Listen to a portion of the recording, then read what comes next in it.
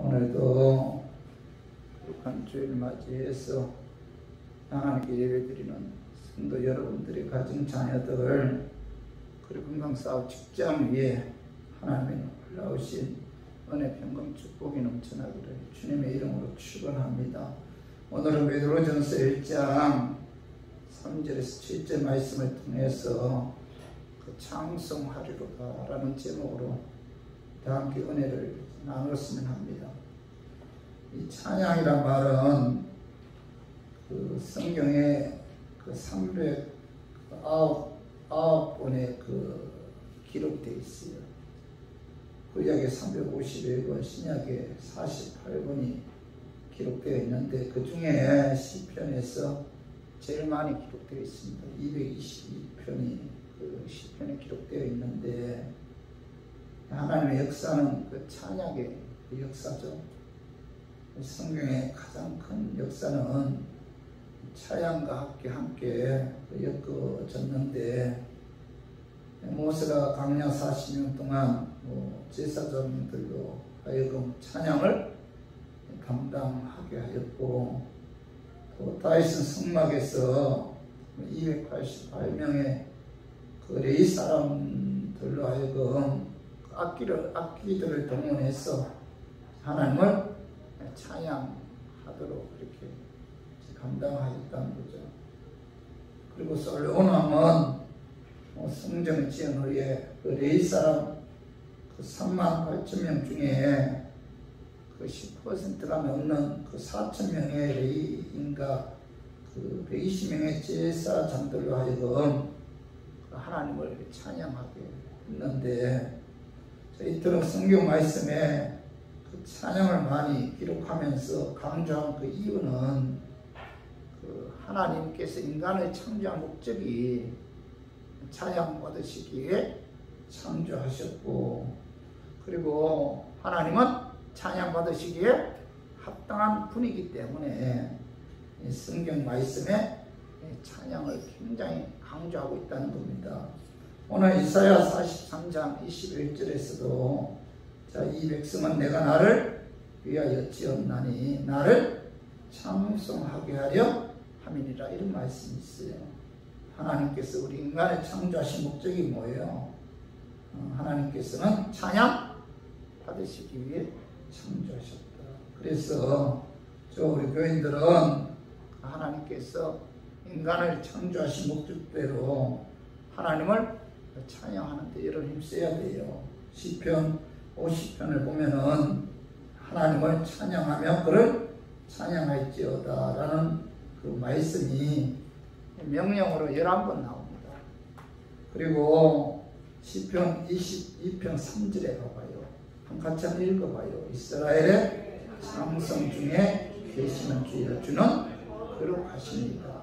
창성 중에 계시는 하나님이란 뜻은 하나님은 뭐예요? 창성 중에 함께 하시고 또 하나님은 창성 중에 가까운 관계를 가지며 또 하나님은 창성 중에 하나님의 성전이 우리 마음 안에 계신다 그런 뜻이죠. 그래서 우리 교인들은 창성 중에 계시는 하나님을 우리가 찬양해야 돼요.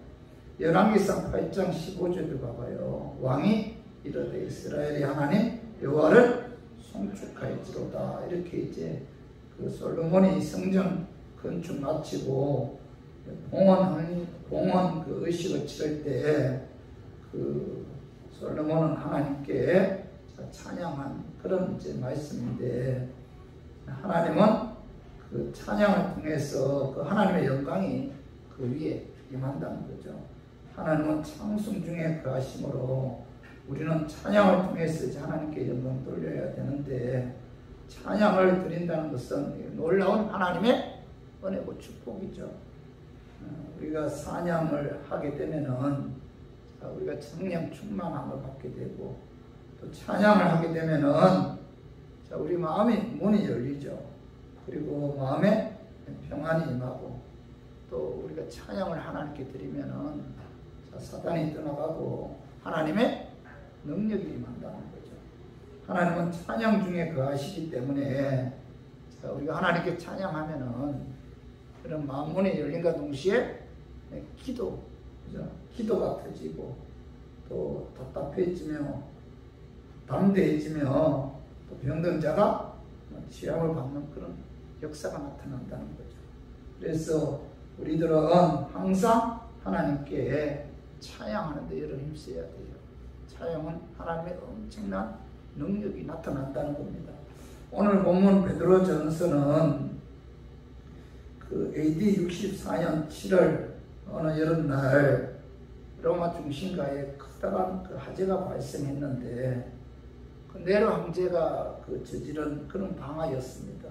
그런 불타는 로마 도시를 바라보면서 강적인 그런 춤을 추면서 시를 지어 노래를 불렀는데 그때 성난 로마 군중들의 항의가 시작되자 네로 황제는 그 희생양으로 그리스도인들이 방화의 그 주인공으로 소문을 내어서 그리스도인들을 그 수단방법 가리지 않고 다 죽였습니다.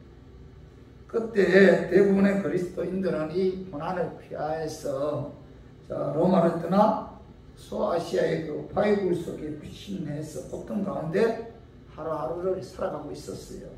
근데 오늘 베드로전서 1장 3절에 봐봐요. 우리 주 예수 그리스도의 아버지 하나님을 찬송하리로다. 이렇게 그죠? 이 베드로가 고난 가운데 있는 그리스도인들에게 예수 그리스도의 아버지 하나님을 찬송하리로다. 이렇게 이제 말씀하고 있죠.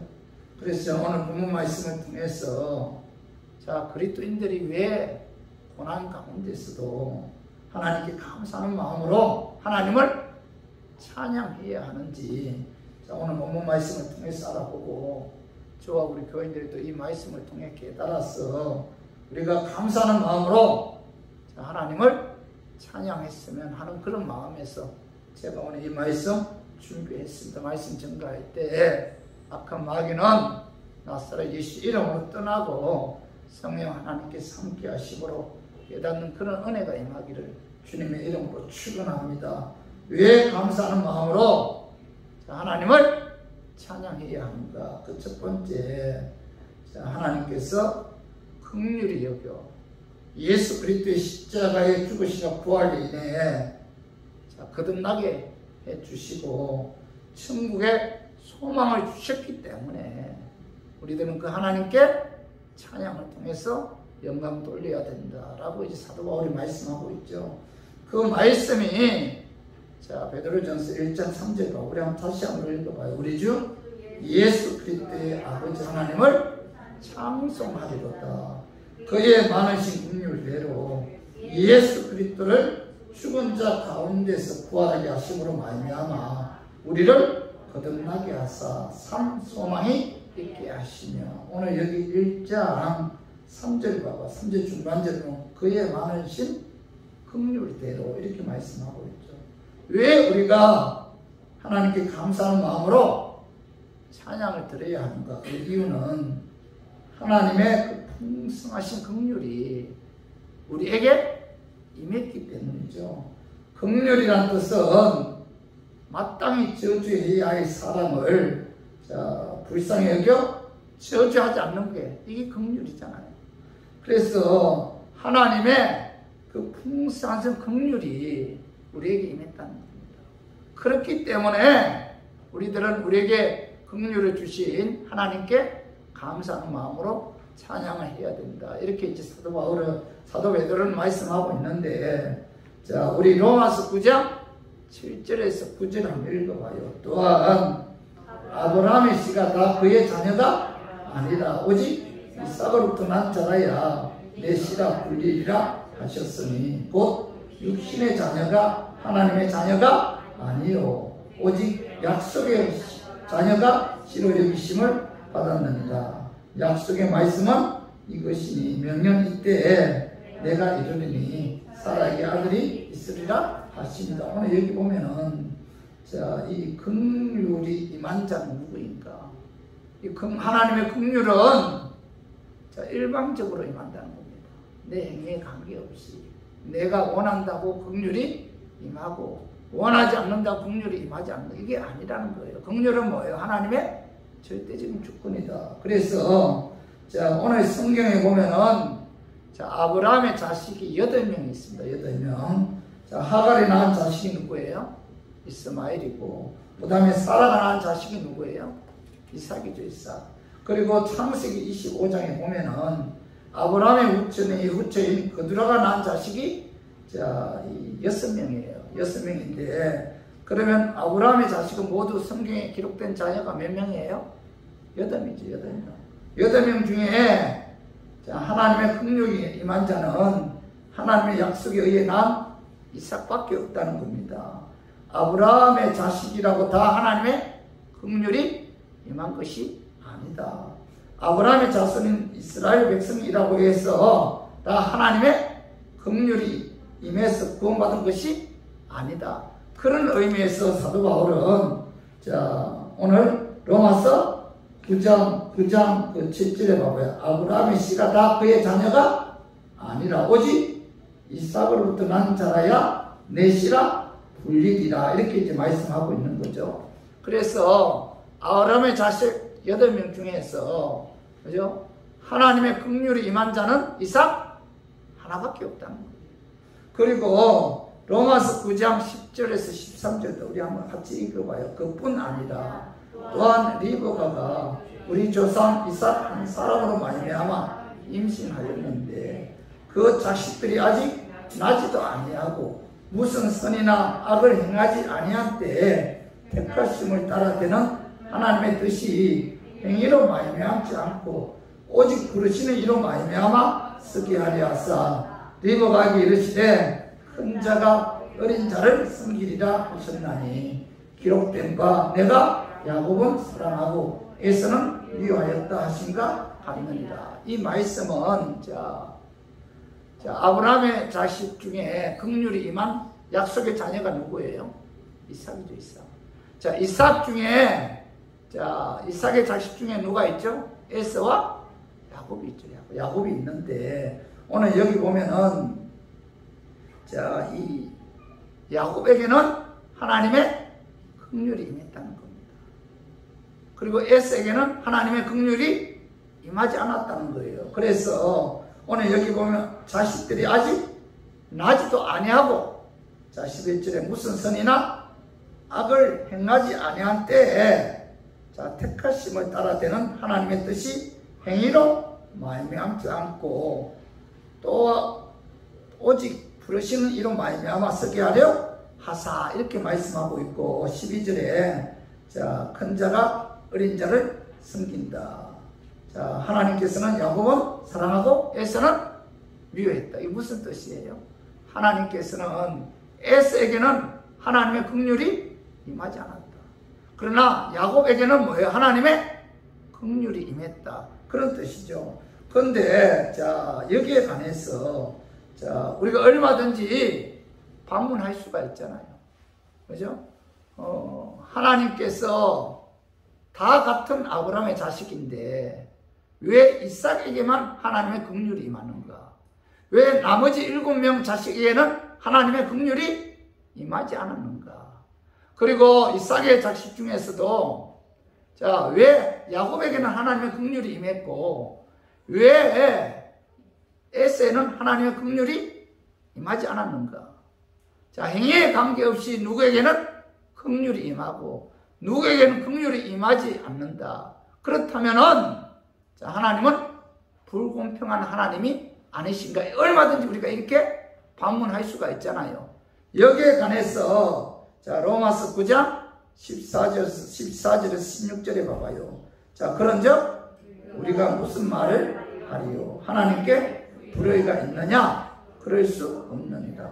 모세에게 이르시되 내가 긍휼히 여길 자를 긍휼히 여기고 불쌍히 여길 자를 불쌍히 여기리라 하셨으니 그런즉 원하는 자로 말미암음도 아니요 다른 받기라는 자로 말미암음도 아니요 오직 긍휼히 여기시는 하나님으로 말미암음이니라. 자, 여기 보면은 자, 누구에게는 긍휼이 임하고 누구에게는 하나님의 긍휼이 임하지 않고 그렇다면은 하나님은 자, 불공평한 하나님이 아니십니까? 이렇게 말씀하셨을 때 자, 하나님께서는 뭐예요?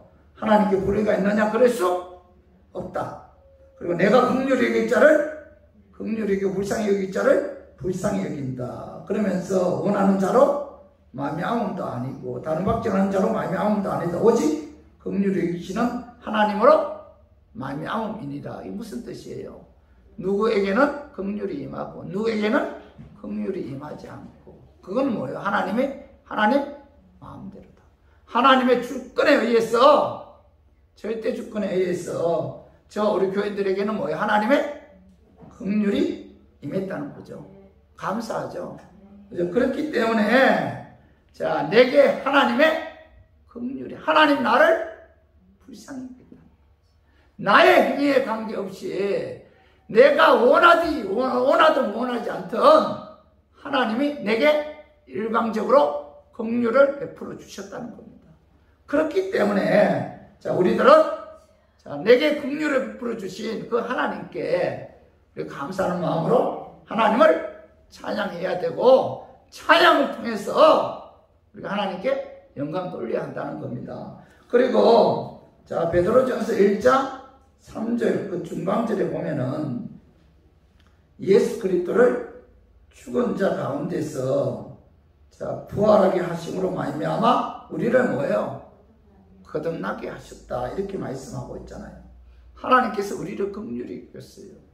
그리고 예수 그리스도를 죽은 자 가운데서 부활하게 하심으로 말미암아 나의 죄를 사하시기 위해 십자가에 죽으시고 의롭게 하기 위해 부활하신 그 예수를 자, 은혜로 말미암아 믿게 함으로 뭐예요? 우리에게 뭐예요? 우리를 거듭나게 하셨다는 거예요. 여러분, 우리가 거듭났다는 것은 무슨 뜻이에요? 새로 태어났다. 마귀의 자녀에서 하나님의 자녀로 새로운 피조물로 하나님께서 창조했다는 겁니다.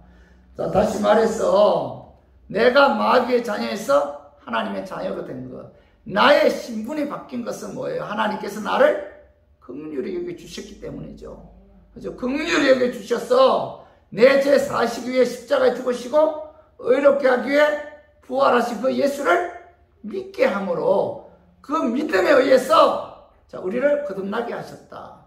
하나님의 자녀로 우리의 신분이 바뀌었다는 겁니다. 그래서 고린도후서 5장 17절에 봐봐요. 그런즉 누구든지 그리스도 안에 있으면 새로운 피조물이다. 이전 것은 지나갔으니 보라 새 것이 되었도다. 예수 그리스도로 말미암아 우리들은 뭐예요?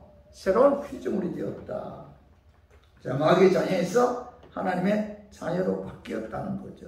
그래서 우리 교인들은 예수 그리스도를 믿음으로 우리가 이제 하나님의 자녀가 되었다는 겁니다. 그리고 나서 오늘 1장 3절 하반절에 보여요. 산 소망이 있게 하시며 이렇게 말씀하고 있죠. 하나님께서 우리를 긍휼히 여겨주셔서 예수 그리스도의 십자가에 죽으시는 부활에 의해 제사하여 주시고 거듭나게 하셔서 산 소망이 있게 하셨다. 천국의 소망을 주셨다는 겁니다. 예수 그리스도의 죽으시고 부활의 믿음으로 거듭난 자들의 소망은 자, 이 땅이 아니라 어디예요?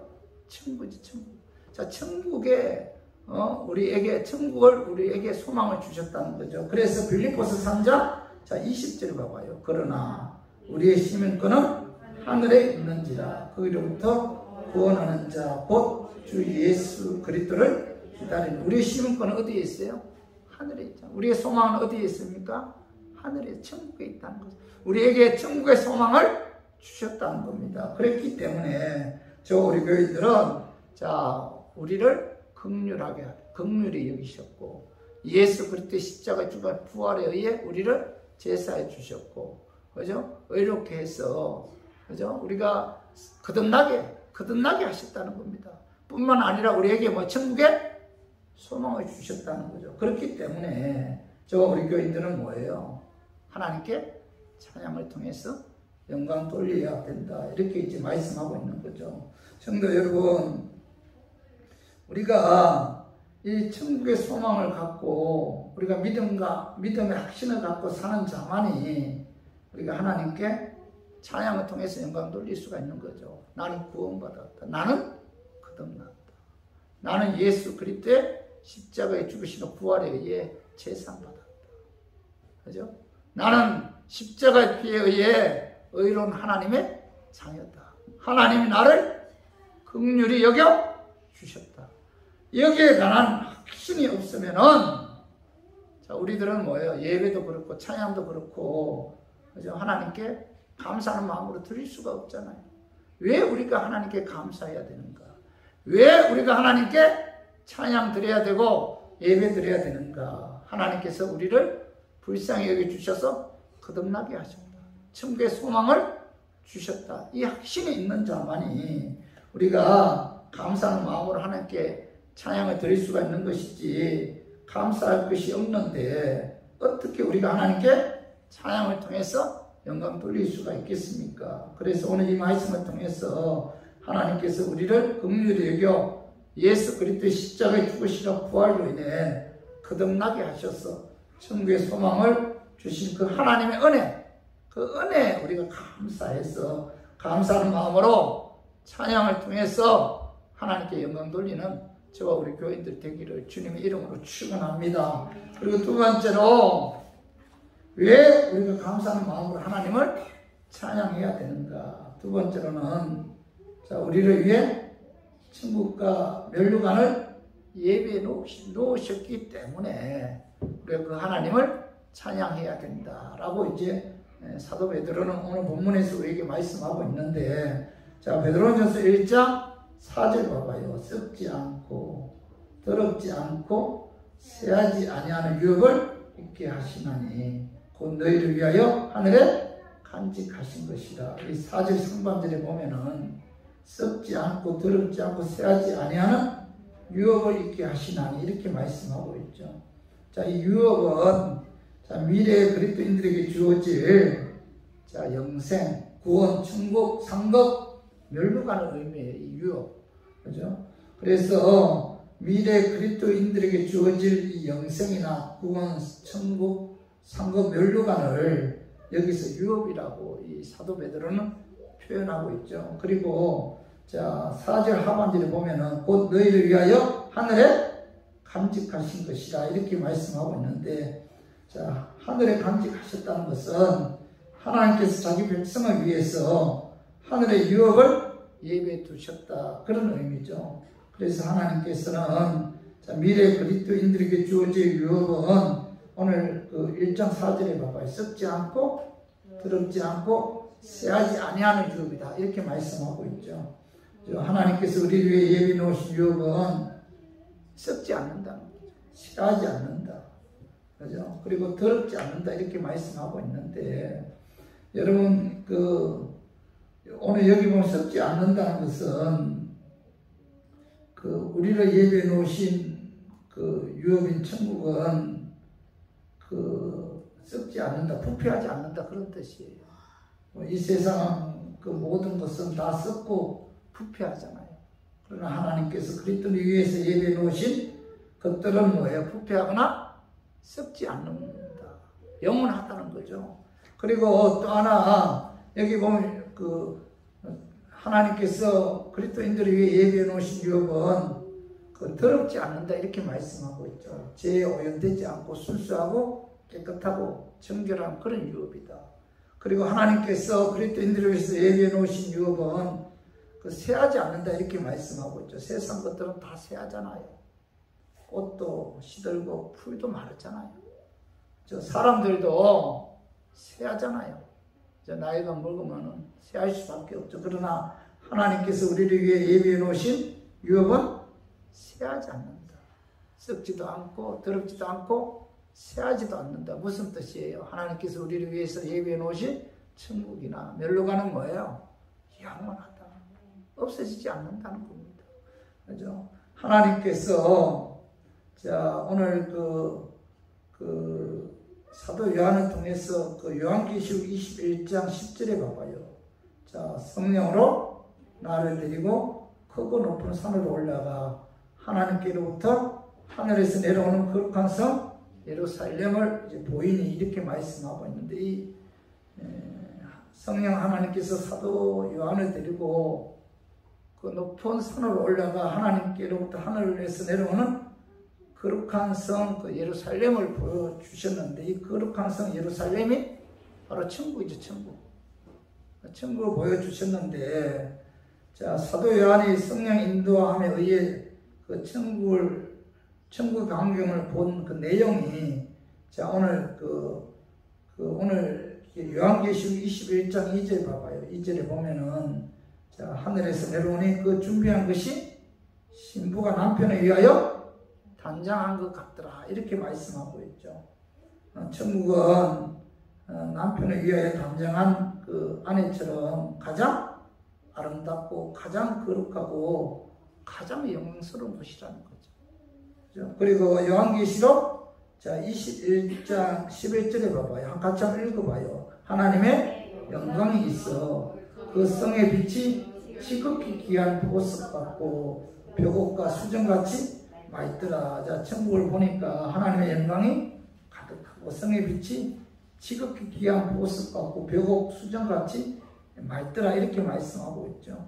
그리고 요한계시록 21장 3절에 보면은, 자, 내가 들으니 보호자에서 큰 음성이 나서 이르되 보라 하나님의 장막이 사람들과 함께 있으며 하나님이 그들과 함께 계시리니 그들은 하나님의 백성이 되고 하나님은 친히 그들과 함께 계셨어. 자, 천국은 하나님과 함께 계시는 곳이죠. 모든 성도가 주님과 함께 영원히 안식을 누리며 사는 곳이 바로 천국이죠. 천국. 그리고 요한계시록 21장 4절을 한번 같이 읽어봐요. 모든 눈물을 그 눈에서 닦아주시니 다시는 사망이 없고 애통하는 것이나 곡하는 것이나 아픈 것이 다시 있지 아니하리니 전 것들이 다 지나갔으리라. 천국은 뭐예요? 하나님이 친히 우리와 함께 계시고 모든 눈물을 그 눈에서 닦아주시며 다시는 사망도 없고 애통하는 것이나 곡하는 것이나 아픈 것이 없는 오직 뭐예요? 사랑과 화평만이 존재하는 곳이 어디예요? 천국이 천국. 그죠? 그래서 저와 우리 교인들은 자, 우리가 분명히 깨달아야 할 것은 천국은 뭐예요? 천국의 이 모든 것은 하나님께서 우리를 위해 예비해 놓으셨다는 거죠. 그렇기 때문에 그 예비해 놓으신 그 하나님의 은혜 우리가 감사해서 그 하나님께 예배와 찬양을 통해서 우리가 영광 돌려야 된다는 겁니다. 그래서 우리 모두 오늘 우리를 위해 천국을 예비해 놓으신 하나님의 은혜 우리가 감사해야 돼요. 그 감사하는 마음으로 찬양을 통해서 하나님께 영광 돌리는 저와 우리 교인들 되기를 주님의 이름으로 축원합니다. 그리고 세 번째로 왜 우리가 감사하는 마음으로 하나님께 찬양을 통해서 영광 돌려야 되는가? 첫 번째는 뭐예요? 하나님이 우리를 불쌍히 여겨주셨고 거듭나게 해주셨다는 거죠. 그죠? 예수 그리스도를 믿음으로 우리로 하여금 뭐예요? 거듭나게 해주셨다. 그리고 또 하나는 뭐예요? 천국의 소망을 갖고 천국을 우리를 위해서 예비해 주셨다는 겁니다. 그리고 세 번째로는 자, 하나님의 능력으로 우리들을 보호해 주셨다는 겁니다. 그렇기 때문에 그 하나님께 찬양과 예배를 통해서 영광 돌려야 된다. 이렇게 말씀하고 있는데 그 말씀이 자, 베드로전서 1장 자, 5절 한번 읽어봐요. 너희는 말세에 나타내기로 예비하신 구원을 얻기 위하여 믿음으로 말미암아 하나님의 능력으로 보호하심을 받았느니라. 여기 5절 하반절에 보면 믿음으로 말미암아 하나님의 능력으로 보호하심을 받았느니라. 이렇게 보호라는 것은 하나님께서 지켜주시고 그죠? 그리고 돌봐주시다 그런 의미인데 하나님께서는 자, 하나님의 긍휼에 의해 예수 그리스도를 믿음으로 구원받은 하나님의 자녀들을 하나님께서 뭐예요? 그분의 능력으로 지켜주시고 보호해주신다는 거죠. 그 말씀이 자, 신명기 32장 10절에 봐봐. 여호와께서 그를 황무지에서 짐승이 부르짖는 광야에서 만나시고 보호하시며 자기의 눈동자같이 지키셨도다. 여기 하반절에 봐봐. 자기의 눈동자같이 지켜주신다는 거죠. 예수 믿어 구원받은 하나님의 자녀들을 하나님께서 뭐예요? 지켜주신다는 거예요. 보호해 주신다는 거, 함께 해 주신다는 거죠. 시편 18편 2절에 봐봐. 여호와는 나의 반석이시요 나의 요새시요 나를 건지시는 시요 나의 하나님이시요 내가 그 안에 피할 나의 바위시요 나의 방패시요 나의 구원의 불이시요 나의 상승이시로다. 하나님께서 뭐예요? 나의 반석, 나의 요새, 나를 건지시는 이시다. 내가 그 안에 피할 나의 바위, 나의 방패, 나의 구원의 하나님, 나의 상승이시다. 하나님께서 지켜주신다. 왜 우리가 하나님께 찬양을 통해서 영광 돌려야 돼요? 그거 돌리는 이유가 바로 뭐예요? 하나님께서는, 그죠? 예수 믿고 구원받은 하나님의 자녀들을 지켜주시고 구해 주신다는 거예요. 그들의 앞날을 책임져 주시고 인도해 주신다는 겁니다. 그렇기 때문에 우리 교인들은 그 하나님의 능력으로 보여 주시는 그 하나님의 은혜에 감사해서 감사하는 마음으로 하나님께 예배와 찬양을 통해서 영광 돌려야 된다. 이렇게 이제 사도 베드로는 우리에게 말씀하고 있죠. 그래서 우리 교인들 오늘 신앙생활 하는 데 있어서 왜 우리가 하나님께 찬양해야 되는가? 여기에 관해서 우리가 분명히 깨달아야 돼요. 이걸 분명히 깨닫지 못한다면 우리가 감사하는 마음으로 하나님께 찬양을 통해서 영광 돌릴 수가 없다는 겁니다. 찬양의 위력은 여러분 굉장해요. 찬양할 때 약간 마이가 떠나가고 찬양할 때 기적과 이적이 나타나죠. 찬양할 때 하나님의 임재를 체험하게 되고 찬양할 때 영혼이 소생하고 문제가 해결되고 소원이 이루어지는 그런 역사가 나타난다는 겁니다. 그래서 우리 모두 믿음으로 말미암아 하나님의 능력으로 보호해 주신다라는 사실을 깨닫고 그 보호하심에 감사해서 하나님께 찬양을 통해서 영광 돌리는 우리 교인들 되기를 주님의 이름으로 축원합니다. 우리 말씀을 좀 정리하겠습니다. 왜 감사하는 마음으로 하나님을 찬양해야 되는가? 그 첫 번째 이유가 뭐예요? 우리 한번 읽어봐. 첫 번째, 하나님께서 긍휼히 여겨 예수 그리스도의 십자가에 죽으시고 부활로 인해 거듭나게 하셔서 천국의 소망을 주셨기 때문이다. 자, 여러분 이거 믿죠? 하나님은 나를 불쌍히 여기죠. 나를 거듭나게 해주셨다. 얼마나 감사해요. 그래서 우리가 구원받았잖아요. 그래서 우리가 거듭났잖아요. 예수 그리스도의 십자가에 죽으시고 부활에 의해 우리의 신분이 바뀌었잖아요. 그죠? 이 하나님의 긍휼이 내가 원한다고 내게 긍휼이 하는 게 아니잖아요. 하나님이 일방적으로 내게 긍휼을 주셨잖아요. 그렇기 때문에 우리가 감사하지 않을 수가 없는 거죠. 그래서 감사하는 마음을 하나님께 찬양을 통해서 영광 돌려야 된다. 두 번째는 뭐예요? 우리를 위해 천국과 멸류관을 예배해 놓으셨기 때문에. 그죠? 우리는 죽으면 우리 어디 가요? 천국 가잖아요. 하나님께서 우리를 위해서 천국을 예배해 놓으셨고 천국에서 받을 상을 예배해 놓으셨다는 겁니다. 그렇기 때문에 그 하나님께 예배와 찬양을 통해서 영광 돌려야 된다. 그리고 세 번째는 뭐예요? 하나님의 능력으로 보호해주신다는 겁니다. 예수 믿어 구원받은 하나님의 자녀들은 하나님께서 보호해주신다는 거예요. 다니엘을 보호해주신 것처럼 사자굴 속에서도 보호해주셨잖아요. 사드락과 메삭과 아벳노고가 불 가운데 들어갔을 때 하나님께서 머리털이 하나 상하지 않도록 보호해주셨잖아요. 하나님의 택한 자녀들을 하나님께서 그의 능력으로 보호해 주기 때문에 우리들은 그 하나님을 찬양해야 된다라고 이제 사도 베드로는 오늘 본문을 통해서 우리에게 말씀하고 있죠. 그러므로 우리 교인들은 이와 같은 하나님의 놀라우신 영적인 축복이 임했기 때문에 그 하나님께 감사하는 마음으로 찬양을 통해서 영광 돌리는 우리 교인들 되기를 주님의 이름으로 축원합니다.